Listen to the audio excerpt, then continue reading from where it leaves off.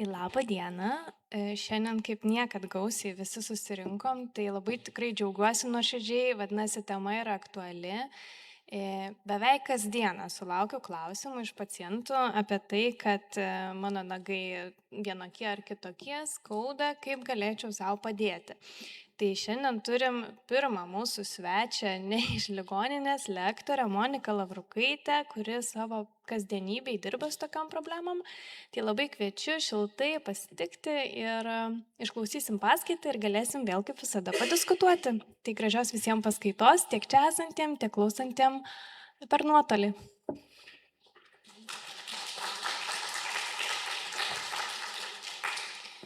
Labą dieną.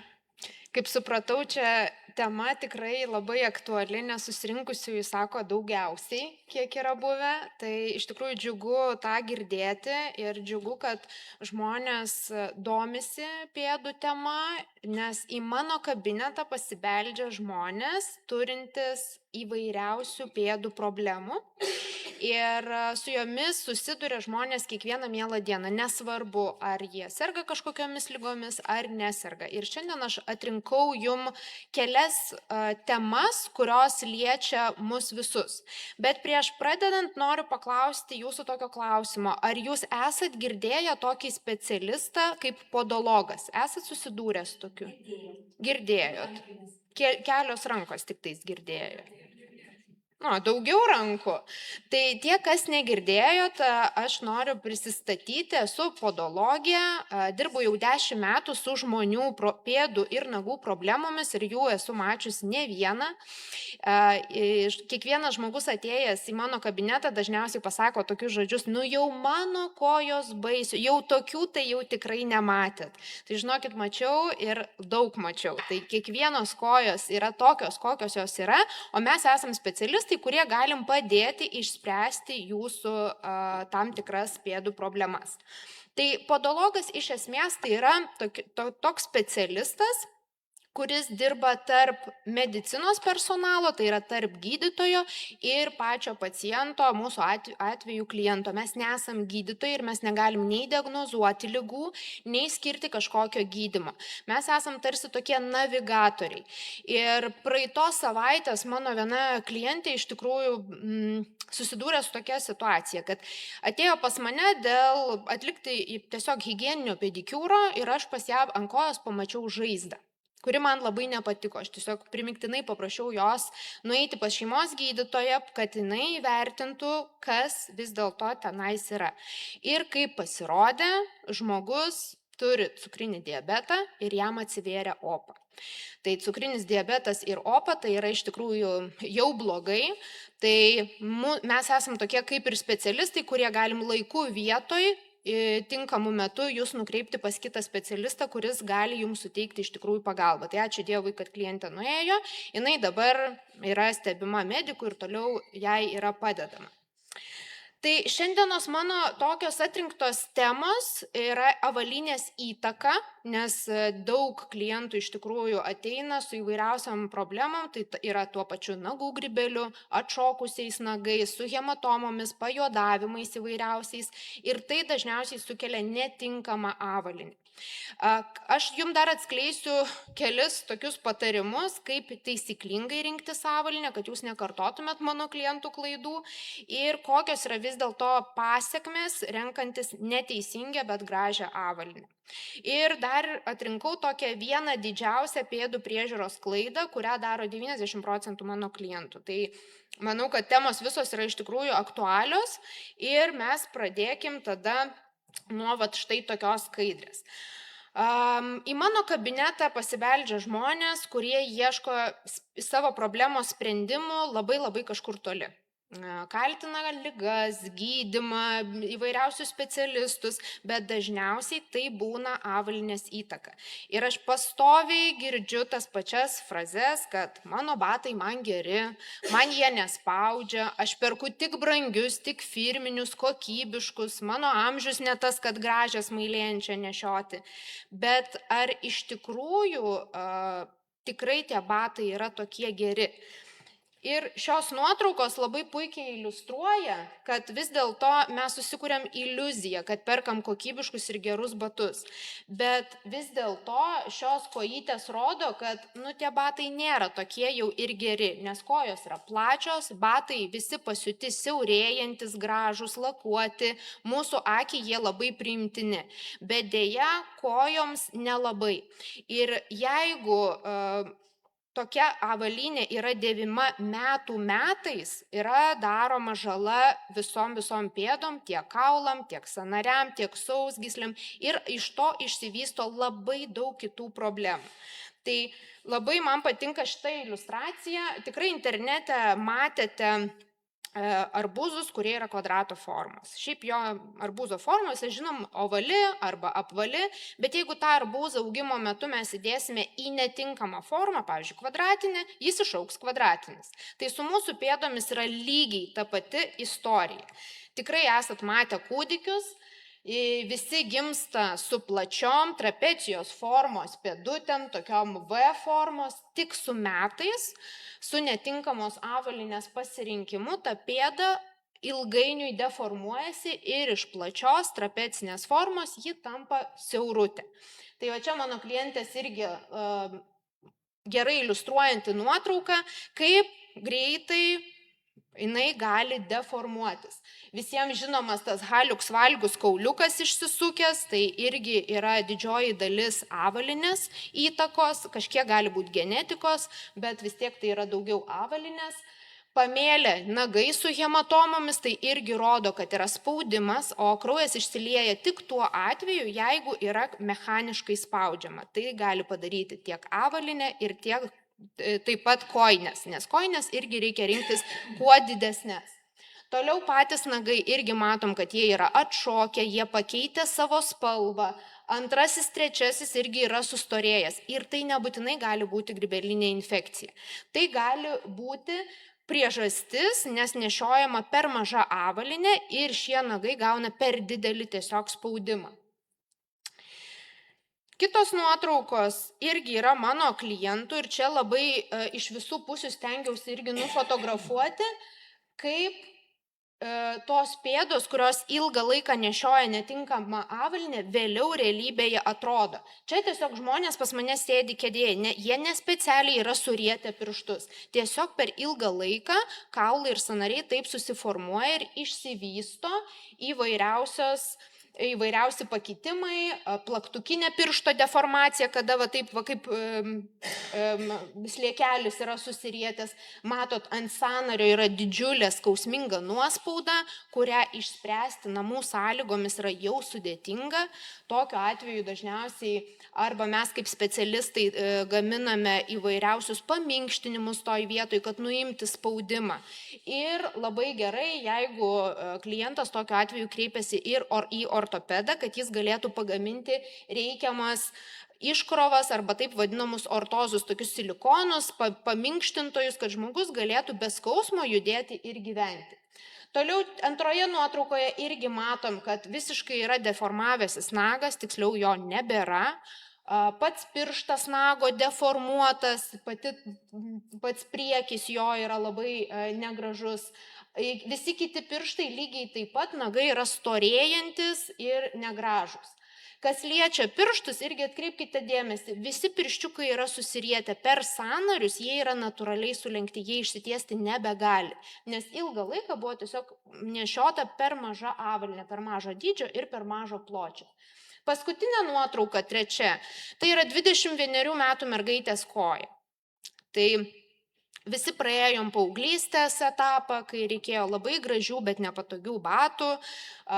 Kažkas galbūt prisimins senesnius laikus, kai tiesiog nešiojo tai, ką gavo, o ne tai, ką norėjo, nes tokių klientų irgi daugybė ateina. Ir vėliau laikui bėgant tiesiog mes jau matom viso to pasekmes.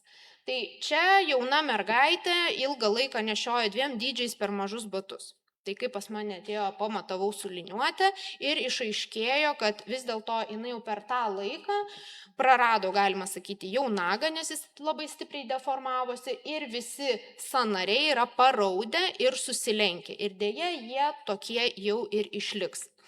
Ir su amžiumi tai tik tais blogės, jeigu žmogus toliau sąmoningai rinksis nepatogiai ir jam netinkamą avalynę.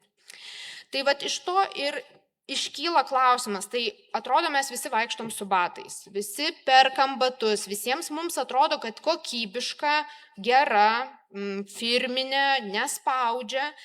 Iš esmės, perkant batus reikėtų padaryti taip, kad reikia išimti vidpadį ir ant jo atsistoti.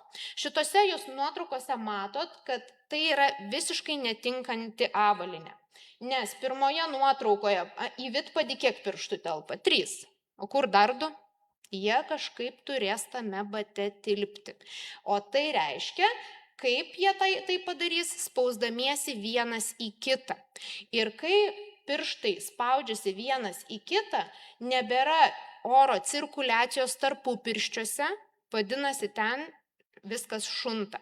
Jeigu blogai yra išplautas vanduo, tai yra išsausintas, visa drėgmė lieka tarpupirštyje, ilgą laiką žmogus vaikšto tokioje nepatogioje avalynėje, visa tai šunta, vėliau pradeda luptis ir gali prisijungti lengviau grybelinė infekcija. Aš jau nekalbu apie tai, kad ta plona oda vėliau įtrūksta iki kraujo ir žmogui tiesiog skausminga vaikščioti. Tai vat iš čia ir išeina mano pirmas toks patarimas, kad po kiekvieno kontakto su vandeniu pasiimkit vienkartinę servetėlę ar popierinį rankšluostį ir į kiekvieną tarpupirštį sekundį tiesiog įkiškit, kad spėtų sugerti drėgmę. Ir tik tada apsiaukit kojinytes. Nes kitu atveju galite susidurti su tarpupirščių problema arba skausmu ir įtrūkimu iki kraujo arba prisijungusią grybelinę infekciją. Labai svarbu paminėti, kad tai turi būti nefrotinis rankšluostis, ką mes įpratę naudoti, nes jis yra storas, jis iki pat tarpupirščio pabaigos tiesiog jums neprieis. Plus tarpupirščiuose gyvena labai daug bakterijų ir frotinėme rankšluostyje yra daug drėgmės, jis yra pakankamai storas, ilgą laiką džiūna, dėl to tos bakterijos gali daugintis. Tai tam reikalinga vienkartinė servetėlė. Toliau antroje nuotraukoje čia jau galim matyti dar daugiau problemų. Vėlgi telpa jau beveik 4 pirštai, tas nykštys taip pusiau, paskutinis kaba. Tokiu atveju galite susidurti su įaugančių nagų problema. Nes dažnai žmonės galvoja, kad dėl problemos kaltas pats nagas. Jis paėmė kažkodėl ir įaugo. Bet reikia suprasti tai, kad nagas neturi smegenų ir pats negali priimti savarankiško sprendimo, kad man yra liūdna, aš neturiu ką veikti ir dabar nuspręsiu įaugti. Jį kažkas turi išprovokuoti, priversti įaugti į minkštąjį audinį. Ir vienas iš jų tai yra, žinoma, netinkama avalynė. Nes avalynė yra pasiūta tokia, kokia pasiūta ir mūsų nagas yra plastiškas ir elastingas. Kuo mes jį labiau spausim, tuo jis labiau leisis į minkštuosius audinius. Prie įaugimo gali prisidėti, žinoma, ir netinkamas kirpimas. Daug žmonių užduoda klausimą, tai kaip vis dėlto reikia kirpti nagus tiesiai, apvaliai, iškirpti kampučius, neiškirpti. Tai visada reikia laikytis tiesios kirpimo linijos. Bet tai nereiškia, kad tai turi būti visiškai 90 laipsnių kampu nukirpti, palikti šonai.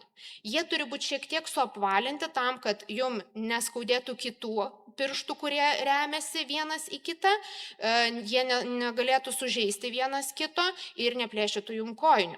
Tai kampučiai gali būti šiek tiek suapvalinti, bet tai nereiškia, kad nagai turi būti nukirpti ovaliai.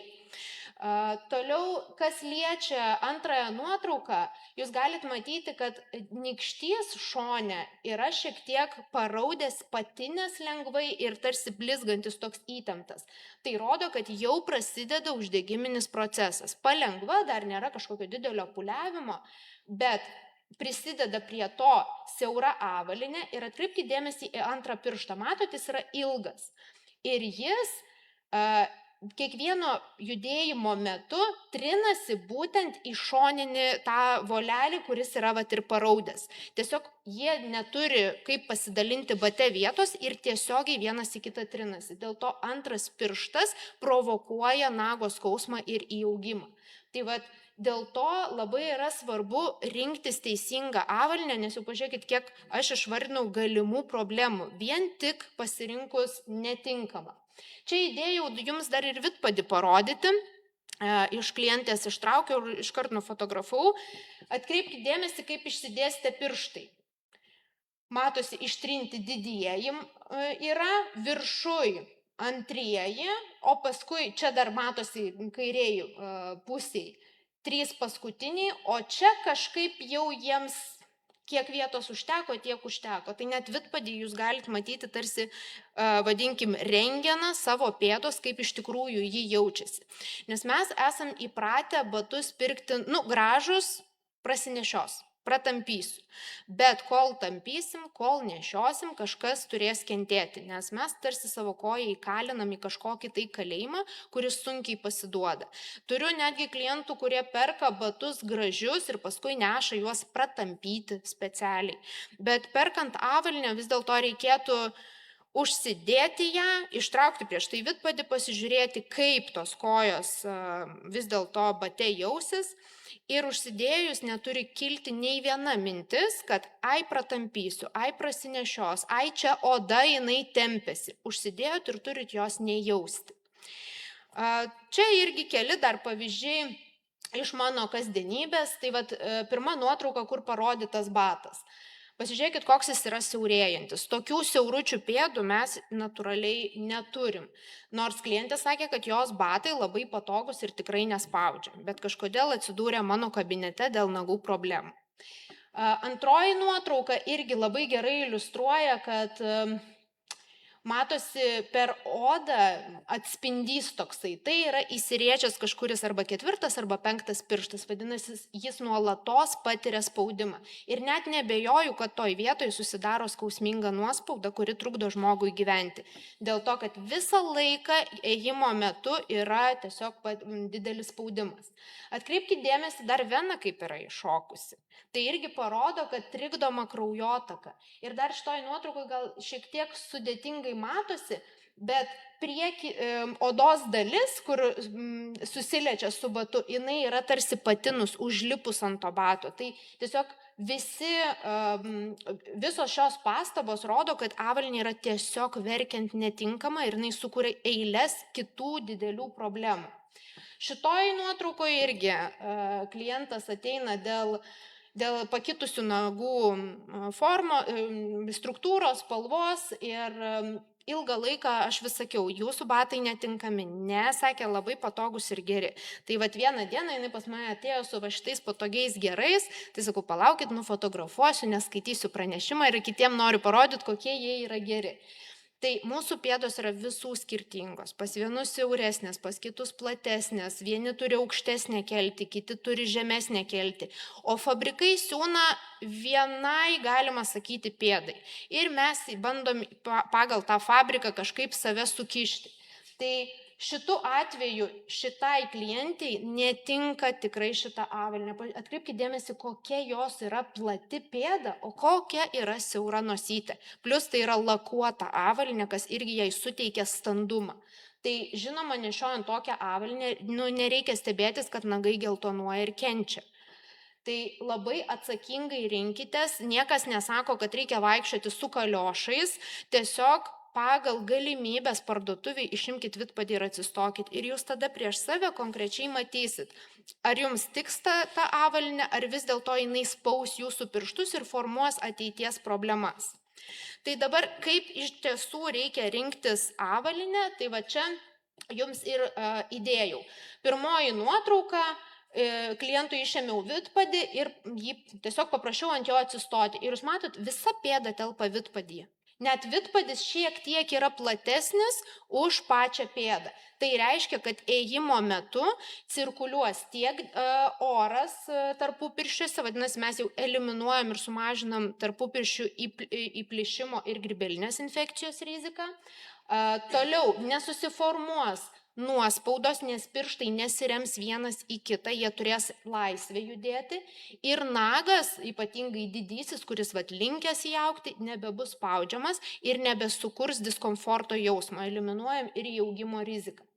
Antroje nuotraukoje 2 vidpadžius jūs matot, tai yra 12 berods metų berniukas, kuriam nuolatos jauginėja nagai.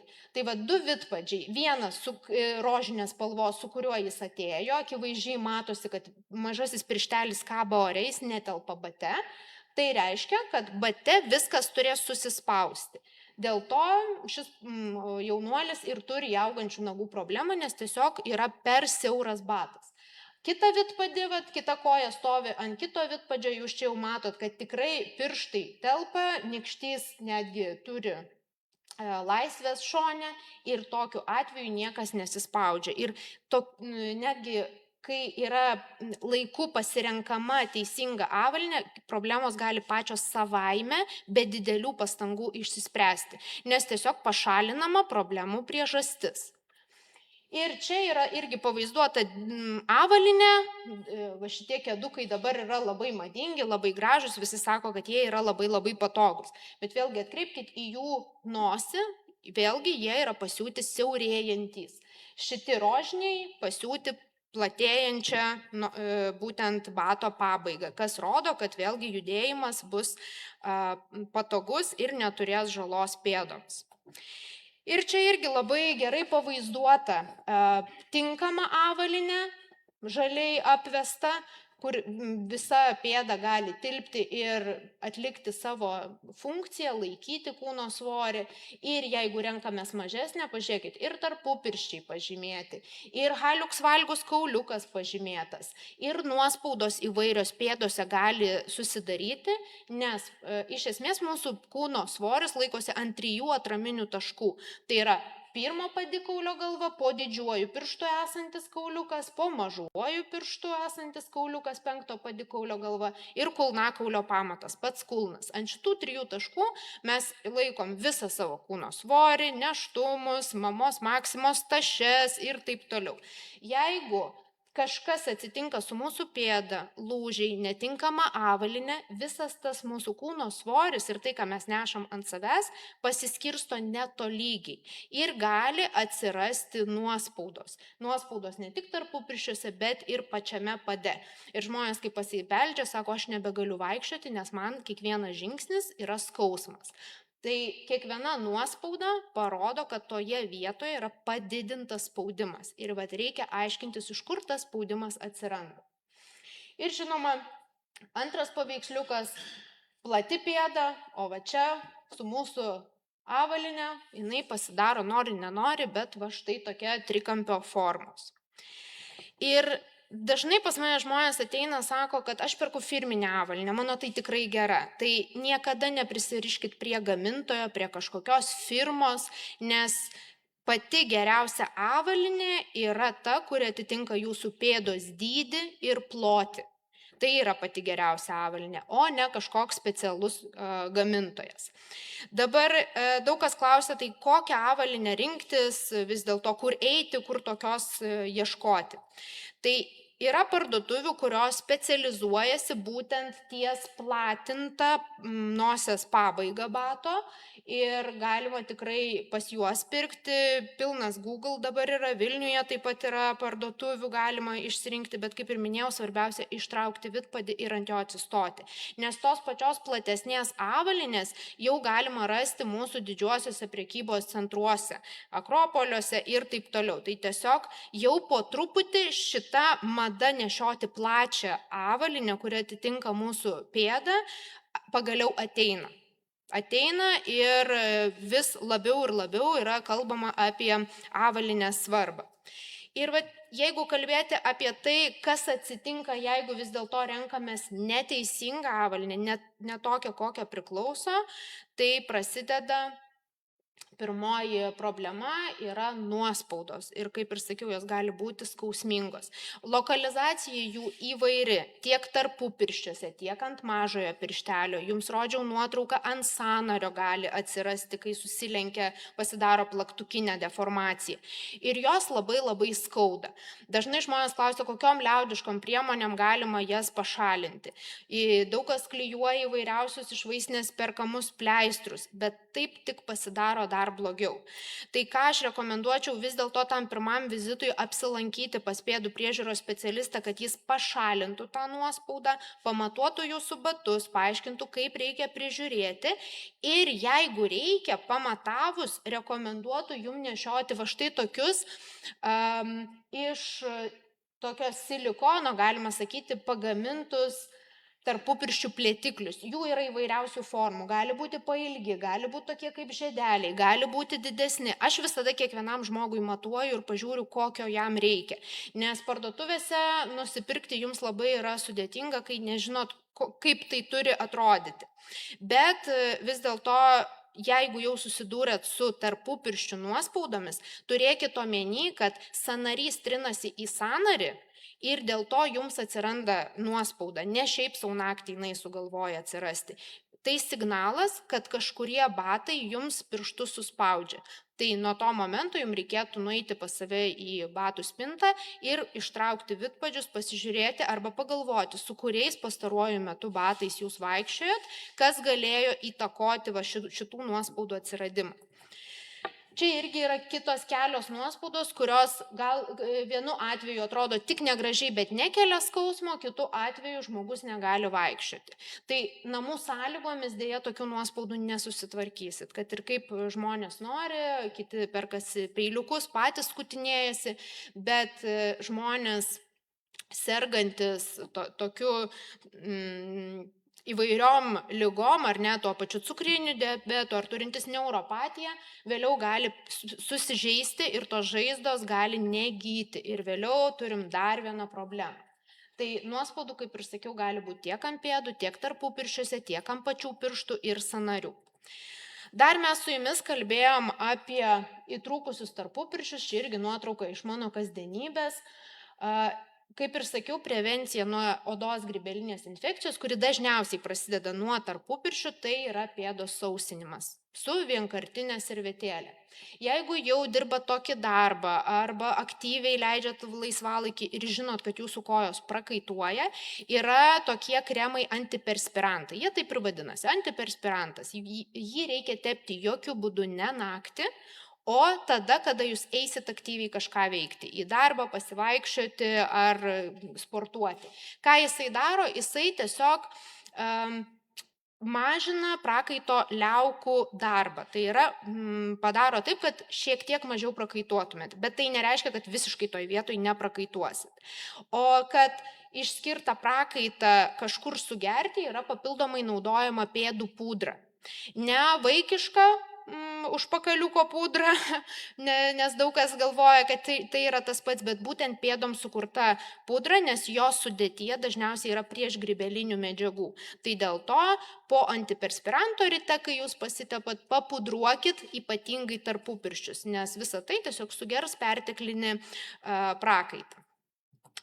Dar gavau iš tikrųjų daug klausimų apie nagų grybelinę infekciją. Čia yra labai plati, didelė tema ir dažnai mes podologai šnekam ir su dermatologais ir ieškom, kaip geriausiai padėti žmonėms, nes grybelis irgi šiaip sau kiekvienam neužauga nei ant rankų nagų, nei ant kojų nagų. Tai turi būti palankios sąlygos. O vėlgi palankias sąlygas gali sudaryti netinkama avalynė. Pavyzdžiui, nueisit į kokį nors balių, užsidėsit gražius, nepatogius batus, bet labai gražius, kad atbūti tą oficialią dalį. Ir per tas kelias valandas jūs galite pajusti, kad jums pradeda skaudėti nagai, nes tiesiog avalynė nuspaudžia nagą. Ir po nagų tokiu atveju susidaro arba hematoma, tai yra kraujosrūva, arba atšoka nagas. Jis pasidaro, kaip antroji nuotraukai, matot, su tokiais oro tarpais, kaip žmonės sako. O automatiškai tas oro tarpas vėliau jau yra labai šilta vietelė prisijungti grybeliniai infekcijai, nes ten yra visada drėgna po nagų ir visada šilta. Ir tokiems nagams gali užtekti nueiti į, tarkim, batų parduotuvę, pasimatuoti avalynę ir iš avalynės gali pas save tiesiog prisiglausti svetimą grybelinę infekciją. Gali toks žmogus nueiti į baseiną, pirtį, į tą patį smėlį ir iš ten pasigauti grybelinę infekciją. Tai aš noriu tiesiog pasakyti, kad jeigu yra sveika pėda, sveikas nagas, jis neturi jokio pažeidimo, jokio atšokimo, jokie grybai mums nebaisus. Bet jeigu tie nagai yra atšokę, deformuoti, pamėlę, turi ertmių kažkokių, tai jau yra didžiulė rizika užsikrėsti. Plus, sergant įvairiom ligom, po taikyto įvairaus gydymo imunitetas būna nukritęs ir viskas limpa dar labiau. Trečioje nuotraukoje vėlgi jūs matot ir grybelinės infekcijos požymių, ir hematomą, kas rodo, kad tai yra tiesiog maža avalinė. Ir pažiūrėkit, kaip deformavosi pirštas, pats priekis. Jisai jau nebe natūralios formos, kaip turėtų būti. Tai irgi parodo, kad ilgą laiką buvo nešiota maža avalinė. Tai dabar kalbant apie tą grybelinę infekciją, buvo vienas klausimas, apie kurį aš manau reikia pasakyti savo nuomonę. Ar lazeris, tai yra gydymo būdas, ar verta investuoti būtent pinigus į nagų grybelinės infekcijos gydymą būtent lazerio metodu? Pagal mano praktiką, pagal tiek, kiek pas mane ateina žmonių, pagal tiek, kiek mes bendraujam su dermatologais, aš manau, kad neverta švaistyti pinigų, dėl to, kad tos procedūros yra brangios, jų reikia ne vienos ir ne dviejų, ir vis dėlto tai nėra pagrindinis gydymas. Tai gali būti priedas prie viso to, bet ne kaip pagrindinis gydymas.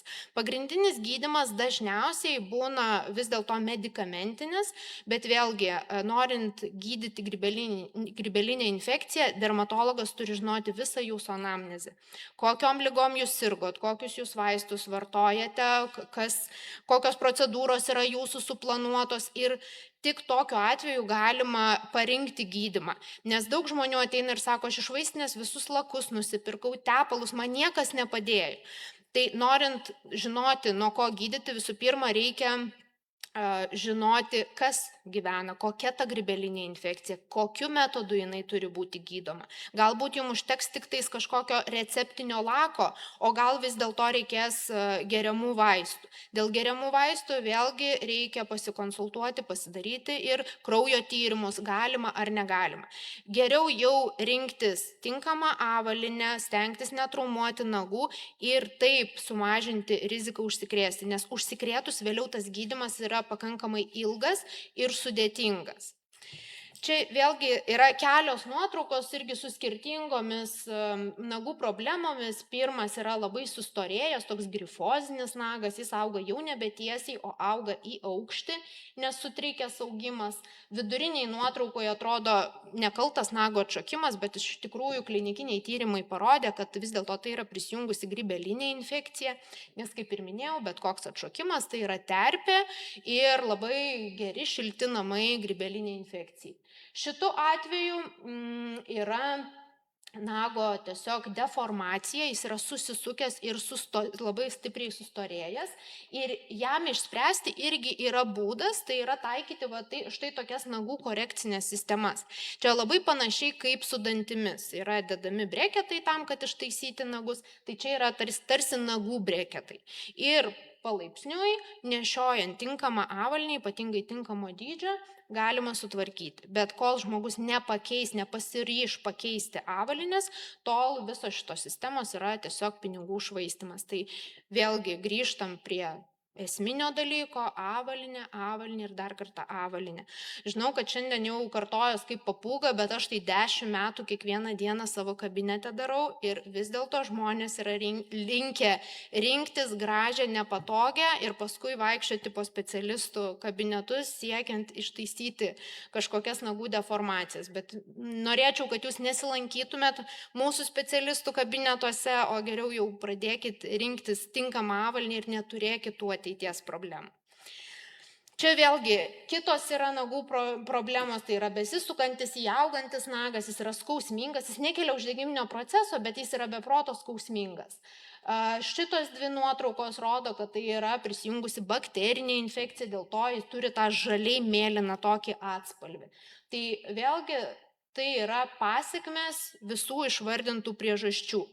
Dar kalbant apie pačią nagų grybelinę infekciją, labai dažnai girdžiu, ai pas mano ten baba, pas mano tėtį yra grybelis, tai ir pas mane bus grybelis. Arba ten mano kaimynė sakė, kad čia pas mane grybelis. Tai taip nereikia galvoti, norint žinoti, ar tai yra grybelinė infekcija ar ne, reikia atlikti tyrimą. Laboratorinį tyrimą.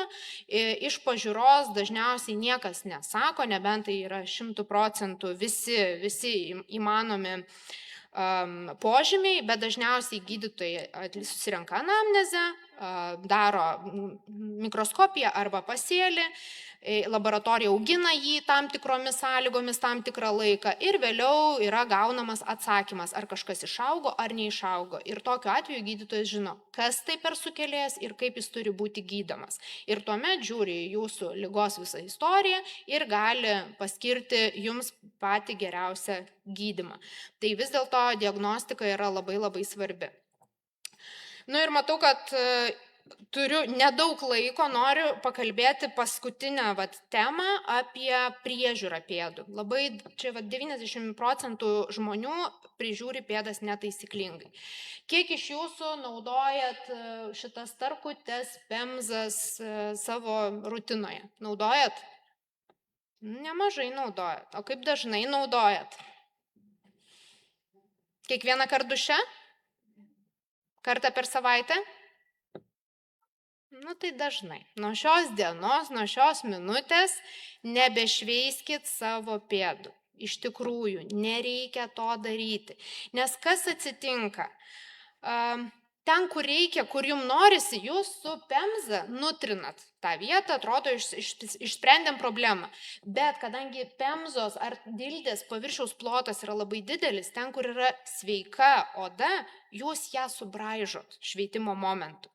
3 dienų laikotarpyje nepatepat kremu, braukėt per patalynę, ir vėl kabina. Einat į dušą ir vėl trinat. Ir taip patys savo susikūrėt problemų ratą. Vis dėlto, ką reikėtų daryti, tai naudoti kremą. Ir kremas, ką jis daro, jisai ne tik, kad drėkina, bet turi ir kitų už elastingumą atsakingų ingredientų. Kiekvienas, aišku, kremas turi skirtingas sudedamąsias dalis, bet namie nešveiskit pėdų. Kartą per mėnesį čia yra maksimum, ką jūs galite padaryti. Nes dažniausiai, kaip šitoj nuotraukoje parodyta, jeigu ir patys namuose atkreipsi dėmesį vėliau į savo kulnus, jūs pastebėsit, kad išorinės pėdos dalis, kulno dalis, yra daugiau nutrinta negu vidinė. Dėl to, kad jums stovint duše yra patogiau vieną pusę patrinti, patogiau kitą patrinti. Bet vidinės pusės jau reikia lygsvarą laikyti ir jums tas yra nepatogu. Tuo labiau trinant iš išorę turit daugiau jėgos tą padaryti negu vidų. Ir taip susiformuoja štai toksai vaizdinys. Tokiu atveju jau kai atsitinka taip, rekomenduoju patiems nebešveisti, nieko nebedaryti, jokių būdų neskutinėti, kas turit skutiklius, o apsilankyti bent vieną kartą pas pėdų priežiūros specialistą, kad jis sutvarkytų visus šitus įtrūkimus, nes jums namuose patiems sutvarkyti juos yra tikrai neįmanoma. Jūs ir nematysit taip, ir nesusilenksit taip, bus tikrai sunku. Tuo labiau reikia kiekvienam žmogui pagal jo problematiką parinkti kremą.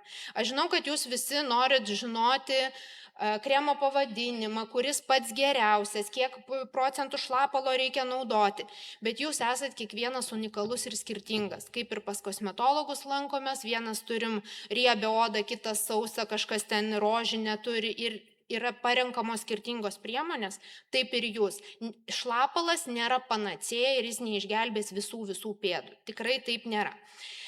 Čia irgi iš mano kasdienybės nuotraukos ir kaip ir sakiau, atkreipkite dėmesį, viskas, kas susijęs su išorė, tas ir daugiausiai kenčia. Ir šita labai gerai iliustruojanti nuotrauka yra panašu, ko gero, ar ne, Sacharos dykuma, suaižėjus visa, labai vandens norinti, labai norinti save kažkaip sutraukti, sugydyti. Ir štai yra mano kliento pėdos. Tai tokiu atveju, jeigu jau turit tokias pėdas, čia gali jau būti prisijungus ir odos grybelinė infekcija, nes tai yra vėlgi atviri vartai, pas jūs gali bet kas prisikabinti. Kitas dalykas, jeigu ant tokios pėdos tepsit visų pamėgtą šlapalą, jisai duos 0 naudos. Dėl to, kad kiekvienas įtrūkimas tai yra ertmė, per kur išgaruoja visa jūsų drėgmė. Kad ir ką jūs tepsit, kiek patepėt, kažkiek susigėrė, o susigėrė į suragėjusi sluoksnį, ne ten, kur mums reikia, ir viskas atgal išgaravo. Tai dėl to ir rekomenduoju nueiti pas pėdų priežiūros specialistą bent vienam kartui, kad jis galėtų sutvarkyti jūsų įtrūkimus iki va tokių kulnų. Maždaug čia, ne kiekvienu atveju, aišku, bet šitus įtrūkimus reikia išrankioti, išvalyti taip, kad oda galėtų viena su kita pusė sugyti. Nes kol yra va štai šitie suragėjimai, pabalimai, tol jinai negali susikabinti, nes tai yra tiesiog properša. Pėdų priežiūros specialistas visą tai išvalo, užklijuoja specialų pleistrą, kuris paminkština tą vietą, amortizuoja, neleidžia trūkti kulnui ir tada jums rekomenduoja kremą. Tai tokiu atveju, ką aš dažniausiai rekomenduoju, jeigu žmogus ten turi namuose, tarkim, kremą su šlapalu, viskas gerai. Tegu jis jį naudoja, šlapalas yra drėkiklis, bet būtinai ant viršaus po patepto kremo su šlapalu užtepti kažką riebaus, kad padaryti tarsi tokį kompresą nematomą, per kurį negalėtų išgaruoti šlapalas. Riebus kremas taip pat gali būti naudojamas kaip kaukė. Kartą per savaitę pasitepti plonus sluoksnius, susukti į maistinę plėvelę ir palaikyti 10 minučių, ne ilgiau. Ką daro šiluma, jinai atveria poras, visą tai, ką jūs patepėt, gali giliau susigerti. Jeigu jūs laikysit ilgiau negu 10 minučių, plėveliai susidarys kondensatas, tai yra drėgmė, ir visą tai atvesins jūsų odą, o poros susitrauks. Tai neturėsit jokio tiesiog efekto. Tai dėl to 10 minučių neilgiau. Ir dar trumpa informacija apie šlapalą, kas dažniausiai yra užduodamas vienas iš klausimų, tai kokio procento rinktis. Vat nuėjau ten į vaistinę, į parduotuvę, man siūlo ir tokį, ir tokį, ir tokį. Kaip ir sakiau, šlapalas nepanacėja ir visiems nebūtinai jis gali padėti, bet priimta taip, kad iki 10% skirta odos drėkinimui, kiekvienos dienos priežiūrai tai gali būti, nuo 10 iki 20% drėkinimui ir to raginio geltono sluoksnio mažinimui ir iki 40%, kai yra labai storas kietas kulnas ar nuospaudas, nes nuo 20 iki 40% jau veikia kaip odos minkštiklis, kuris skatina vadinkim taip, nusivalyti, nusiregeneruoti odai. Tai jeigu jūs norit kiekvienai dienai prižiūrėti, tai maksimum iki 20%, ne daugiau. Tai aš manau, kad šiai dienai mano pranešimas ties tuo ir užsibaigs. Tikiuosi, kad buvo naudinga, kad sužinojot apie avalynę daugiau negu iki šiol žinojot. Ir manau, kad reikia atsakyti bent į kelis klausimus, ar ne, nes buvo daugiau apie neuropatiją, tai čia gydytoja daugiau iš savo pusės galės pakomentuoti. Tai aš labai garsiai atsiprašau, pirmą gal praeisim, kas turi iš atvykusių klausimų, gerai? Aš norėjau paklausti apie didžiojo piršto haliux, kadangi nuo jo prasideda podagra. Tai ar čia kažkaip surišta ar ne? Ir kuo skiriasi podologas nuo pedikiūro specialisto? Gerai. Haliuksas nebūtinai yra susijęs su podagra, gali tam tikrais atvejais būti, bet dažniausiai nėra. Taip, kauliukas pradeda skaudėti dėl to, kad jisai sukasi visą laiką ir dėl to prasideda uždegiminis procesas. Tai jeigu jis jau yra labai stipriai išsisukęs, tikrai reikėtų pasikonsultuoti su ortopedu, ar reikalinga operacija, ar nereikalinga, galbūt jums užteks tik tais plėtiklio tarp 2 pirštų. O kas liečia... Antras dar buvo klausimas, pedikiūras nuo podologo. Tai pedikiūro meistrų gali surasti kiekvienam grožio salone, jie gali atlikti jums higieninį, estetinį pedikiūrą, gali nulakuoti nagus, o podologas jau užsiema problemų sprendimu, kai jūs turit, pavyzdžiui, įtrūkusių kulnų problemą ir jūs norit ją susitvarkyti. Tai tiesiog pedikiūro meistras tą gali jums padaryti estetiškai, bet negali duoti kažkokių rekomendacijų, priežiūros, negali atlikti va tokio valymo, kaip aš jums rodžiau. Jis tiesiog jums padarys gražias pėdas, bet tik tiek. Mes daugiau bendradarbiaujam su gydytojais ir su pačiais klientais, kad išspręsti jūsų problemą ir kad jūs daugiau nebegrįžtumėt pas mus. Mūsų tikslas, kad jūs negrįžtumėt. Kainos klausimas taip. Labai apie kainą gerai, kad pasakė. Yra žmonių, kas serga diabetu. Ir diabetikam yra kartą per ketvirtį nemokamos pedikiūro procedūros. Reikia pasiklausti pas savo šeimos gydytoją, kaip tas procedūras gauti. Tai jūs būtinai naudokite šitą progą.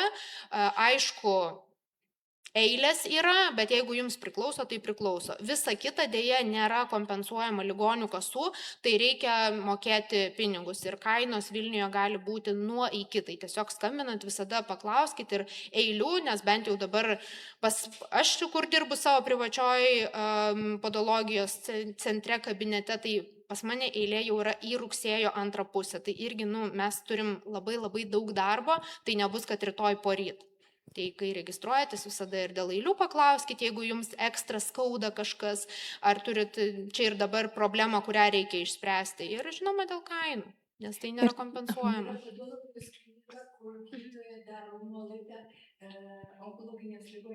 Taip. Aš dar įsiterpsiu, kai ateinat pas savo gydytoją, jeigu turit ūmę problemą, tai būtinai pasakykit, parodykit, kiekvienas medicinį išsilavinimą turintis specialistas, jisai galės patarti tam kartui, ką daryti ir ar reikia skubių kažkokių priemonių imtis. Tai mes tikrai patys irgi domimės, tai neslėpkit tų kojų, parodykit po šitos paskaitos, tai dar daugiau žinosim. Čia dar klausimas. Labadiena, čia kalbėjo daug apie batus, o kaip basom vaikščiot? Per žemę, per pievą, per žolę. Jeigu jūsų pėdos neatrodo taip, tai vaikščiokit. Visais įmanomais paviršiais vaikščiokit. Tai yra labai gerai. Ir kuo daugiau skirtingų paviršių, tuo daugiau judinama įvairiausių taškų. Tik negalima vaikščioti per įkaitusius stipriai paviršius. Tai yra asfaltas, karštas smėlis, nes tai gali nudeginti. Bet žvyras, konkorėžiai, smėlis, tai yra gerai. Blogai tuo atveju, jeigu jūs turit va tokius kulnus. Jeigu su tokiais kulnais nueiti į daržą, paravėti, į vidų įlenda žemės, jie tampa juodi, negražus, jūs norit gražesnio vaizdo, ką darot, imat pemzą ir šveičiat. Ir vėl prasideda viskas. Tai jeigu toks vaizdas, tai basomis geriau nereikia, pirmą susitvarkyti tuos įtrukimus, o jeigu pėdos sveikos, pirmin. Norėčiau paklausti, prieš tepant kremų pėdas, ten kažkur 20% šlapalas, aš nepažiūrėjau, geras tas tepalas. Aš mirkau, sodos įbėriau šiek tiek į vandenį, ar gerai? Soda nėra, kad kažkoks blogis, nei druska labai didelis blogis, nei pati soda, tik su druska turėkit omeny, kad jeigu labai daug dėsit, vis dėlto druska sausins sodą. Druska labiau rekomenduojama tada, kada yra kažkoks skausmas, reikia raumenis atpalaiduoti, arba yra kažkokia žaizdelė, kur reikia dezinfekuoti, tiesiog nuima skaudėjimą. O soda jinai nieko blogo tikrai nepadarys. Gydant onkologinę, pavyzdžiui, platinos vaistų, atsiranda pirštų tas deginimas, skausmas ir po pirmųjų chemijų, tai tiesiog net įmerkti, ten taip skauda, kad net ir pamirkyti skauda, tai vat kaip tada. Aš iš karto atsakau, nes buvo daug tokių klausimų. Tai su šita problema susiduria kiekvieną platinos preparatą skirtingą vartojantis pacientai. Ir kai yra rimtesnė problema, mes konsultuojame su neurologais, nes čia yra pažeidžiamos ploniausios ir tolimiausios nervinės galūnėlės. Tai profilaktikai to išvengti būtų galima, naudojant platinos preparatus, prieš, per ir po leidimo užsidėti ant rankų 2 dydžiais mažesnės pirštinės 2 ir ant kojų kompresinės kojinės, kad mechaniškai nepritekėtų su kraujotaka tie platinos preparatai iki tolimiausių tų nervinių galūnėlių. Tai šitą pradėjom taikyti savo skyriui, jau profilaktika yra bukletukai padaryti. Tikrai paklauskit, kiekvienas gydytojas mūsų skyriui šitą žino, kaip naudoti ir paaiškins ir duos bukletuką. O šita tema vėlgi yra labai aktuali, mes turbūt, kai kviesim neurologą, galėsim paklausti dėl medikamentinio gydymo, o iš praktinių dalykų tai labai yra gerai naudoti kamuoliukus masažinius su dygliukais. Namuose grįžtat, žiūri televizorių ir minat tą kamuoliuką pirmyn atgal. Vilnonės kojinės, kurios šiurkščios yra lygiai taip pat kaip kūdikėliam gimusiam dedam, kad kraujotaka skatintų. Ir kontrastinės vonelės, šilta, šalta. Bet tai nereiškia, kad tai yra verdantis vanduo ir ledinis. Tai yra šilta, šalta, kad pasijaustų skirtumas. Palaikot 5 minutės, perdedat į kitą. Ir tai pakartojat 5 kartus vakare. Kantrybės reikalaujantis dalykas, bet kuo daugiau yra dirbama nuosekliai su tuo, tuo yra geresnis rezultatas. Ir tą reikėtų pradėti daryti nuo pat pradžių, kad tiesiog neužleisti iš tos problemos, nes jinai labai sunkiai praeina. Visi plečiantys ir visi kiti vaistai, jie labai sunkiai iš ko neveikia šitą problemą. Tai tos paprastos tokios priemonės yra naminės, o turim omeny, kai kviesim neurologą, tai aptarsim dar plačiau. Keliarius metus turiu didelę problemą dėl nuospaudos. Netradiciniai vietoj, kairiai kojoj, dešinys, tas didysis pirštas šiek tiek mažesnis už toliau einant į tą pirštą. Ir jis matyt remiasi kelis metus nuospaudėlė, pačioj viršūnėlėje atsirado piršto. Ant piršto galo, va čia? Ant galo. Nei ten pleistrai, jie nukrenta. Ir aš pamirkau, su sodos tuo vandeniu. Ir pagremžiu pirštu. Kartais atšoksta, nori nugnybt, nuskauda. Ir žinokit, trukdo ir basutės užsidėti, nes remiasi į basutės kraštą, žiauru. Su kėdais turiu vaikščioti visą vasarą. Reiktų dar irgi pasižiūrėti ir išsiaiškinti, ar tikrai tai yra nuospauda. Gal po nuospauda yra karpa? Karpa yra irgi virusas, kuris gali gyventi po nuospaudą. Ir karpa irgi gali turėti skausmą. O jūsų antrasis pirščiukas nėra deformuotas, va taip, va, šiek tiek susilenkęs, kur susidaro nuospauda toj vietoj. Nes nuospauda rodo, kad tiesiog ten yra didelis spaudimas. Jeigu liks laiko, pažiūrėsiu. Gerai? Norėčiau paklausti apie kojų mirkimą profilaktiškai. O kokiu jūs norite tikslu? Kad suminkštintų, kad ar iš vis Savo nereikia to malonumui. daryti. Tik savo malonumui, jeigu jūs norit parelaksuoti, tada taip, nes vien tik tai smirkimas, jis nieko neduos. Jis tai minutėj vanduo suminkštins odą, vanduo išgaruos iš odos, jinai vėl taps tokia, kokia jinai buvo. Tai tos vonelės jos nieko aparto relaksacijos nedaro. Gali, kaip sakiau, su druska šiek tiek, jeigu panaudoti, tai gali nuimti tą raumenų tokį jautrumą, dirglumą, kažkokią infekciją, mini paraudimą gali sutvarkyti, bet jeigu norit kažką pasiekti su tom vonelėm, tai mirkimas tik relaksacija, nieko nepadės labai. Nebent jūs turit kitą tikslą kažkokį. Galima mirkyti, pavyzdžiui, kojas, jeigu jūsų yra labai kieti nagai ir jums sunku nukirpti. Tada išmirkyti galima tam, kad jie suminkštėtų, pasidarytų plastiški ir tada juos nukirpti. Tokiu atveju taip, nes vanduo veiks kaip minkštiklis.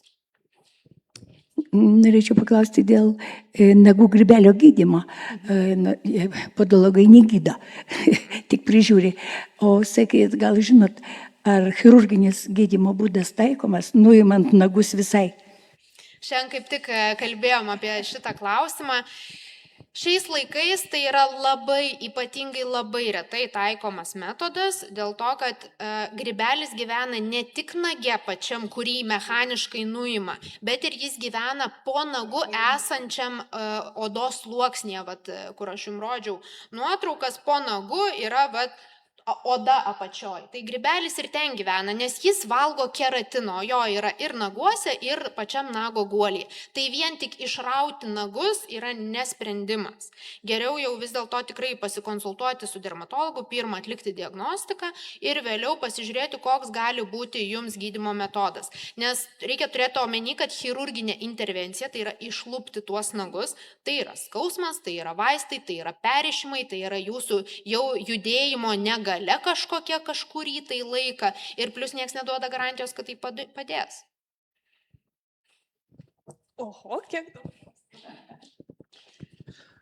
Koks yra ryšys tarp kojų pėdų ir nagų grybelio ir vėžinio susirgymo?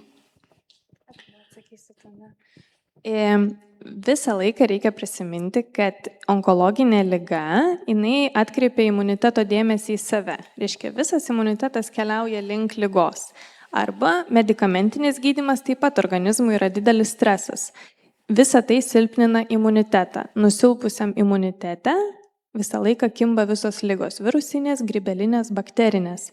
Tai toks ir yra ryšys. Jeigu liga yra labai aktyvi, dar sukelia kažkokią papildomą infekciją, visas imunitetas atsigręžia į ją ir nusigręžia nuo jūsų vargšų kojų. Tai toks ir ryšys, neigiamas. Dar papildyčiau irgi, kad ryšys koks yra tai, kad jeigu jūs sergat onkologinę ligą, bet jūsų nagai yra sveiki, vat jie neturi tų oro tarpų, jie neturi mėlynių, jūsų oda nėra Saharos dykuma, va kaip rodžiau nuotraukas, tai jums grybai mažiau yra baisus dėl to, kad jūs neturit kaip tą grybą įsileisti, nes jis neturi kur įsigyvendinti, įleisti savo šaknų. Bet jeigu ilgą laiką pėdos buvo neprižiūrėtos, yra atšokimų, yra mėlynių, yra įtrūkimų, tie patys tarpupirščiai yra iššutę, tai jau yra rizika tiek sveikam, tiek sergančiam žmogui. O kaip gydytoja minėjo, kad imunitetas yra tuo metu labai nusilpęs, tai dėl to viskas ir išbujoja. Tai turim visokiojopą ryšį. Jūsų nuomonė apie kauliukų pašalinimą, jeigu jie jau susiformavo? Haliukso ar ne, kauliuko ar ne, jeigu tai trukdo jūsų gyvenimui, jeigu jūs nebegalite rasti tinkamos avalynės, jeigu kiekvienas žingsnis yra skausmas, jeigu tai jau palėtė ir deformavo pėdą taip, kad kiti kauliukai jau kenčia dėl deformacijos, tada tokiu atveju taip. Jeigu jums gyventi netrukdo ir tai yra tik estetinis klausimas, tai tada aš nesioperuočiau. Ir būtinai reikėtų pasitarti su traumatologu, nes, kaip minėjo Monika, problema atsiranda visam kūnui. Kai yra sutrikę pėdos, kurios mus laiko, tada kenčia keliai, po kelių kentėjimo kenčia klubai, kenčia kaklas. Yra žmonių, kurie turi pakaušio skausmą dėl to, kad pas juos yra netaisyklingas kojos, nes jie laiko vis laik sėdi koja ant kojos. Ir tada turim problemų, nes kenčia klubai ir kenčia visas organizmas. Tai mūsų pėdos yra mūsų atrama ir ašis. Tai jeigu ten yra problema, tai kyla labai daug bėdų po to ir į viršų. Taip. Ir žinoma, dar reikia nepamiršti tokio mums turėtų būti įprasto dalyko, tai yra sportas, tai yra mankšta. Žinau, kad mes esame visi linkę prie tinginio ir tame tarpe ir aš pati kiekvieną kartą kovoju su sportu, bet tiesiog reikia. Jeigu norit stiprinti pėdas, kad jūsų pėdos būtų stiprios ir mažiau deformuotųsi, reikia jas mankštinti, kaip gydytoja sakė, dėl neuropatijos su kamuoliuku. Tai irgi fascija yra skatinama ar ne judėti. Plus, ką galit namuose pabandyti padaryti ir bus labai sunku, pasidėti bet kokį skudurėlį ir atsistoti pirščiukais ant to skudurėlio ir pabandyti tą skudurėlį, lankstant taip pirščiukus, suvinioti iki savęs. Pamatysit, po 5 sekundžių jums taip skaudės pėdos raumenis, dėl to, kad jie yra nusilpę. O pėdos laiko mūsų viso kūno svorį. Noriu paklausti, kaip dažnai iš tikrųjų plauti reikia pėdas, ar tikrai kasdien turiu psoriazę ir po gydymo, sakysim, jeigu aš palieku ramybę ir su vandeniu kontakto nėra, man visai neblogai būna. Nevaikštant ten kilometrus, neprakaituoja tos pėdos, tai kaip yra iš tikrųjų? Matot, kiekvienas yra individualus, bet iš esmės plauti kojas su vandeniu ir muilu reikėtų kiekvieną dieną. Jeigu jūs sergat psoriazę, vadinasi, jūsų prausiklis turi būti irgi specialus. Tai neturi būti ūkinis muilas ar kažkoks labai šarmas, kuris sausina. Tai muilas specialus, bet kaip ir minėjau, jums dar irgi labai yra svarbu ne tik, kad nuplauti visas bakterijas, ką jūs batuose turit, bet ir išsausinti tarpupirščius. Plus, jums yra skirtas kažkoks hormoninis greičiausiai tepalas užgydyti žaizdas. Tai irgi jį naudoti taip, kaip priklauso. Bet pats plovimas iš savęs būklės neturėtų pabloginti. Paskutinis klausimas, jeigu mes... Man nuo onkologijos skirti hormonai, daug hormonų. Ir pas mane kaip išsausėjo ta plokštė nago pati, nes tokiais net baltom juostelėm, kaip aliejūkai, kremai naudoju, bet vis tiek ta plokštė, Pabandykit patikrinti savo batus, nes jeigu eina baltos juostos, ne, jos taip, irgi? Ir net rankų nagai irgi, tokie pasidarė. Dar vitaminų trūkumas gali būti. Neauga jie visiškai.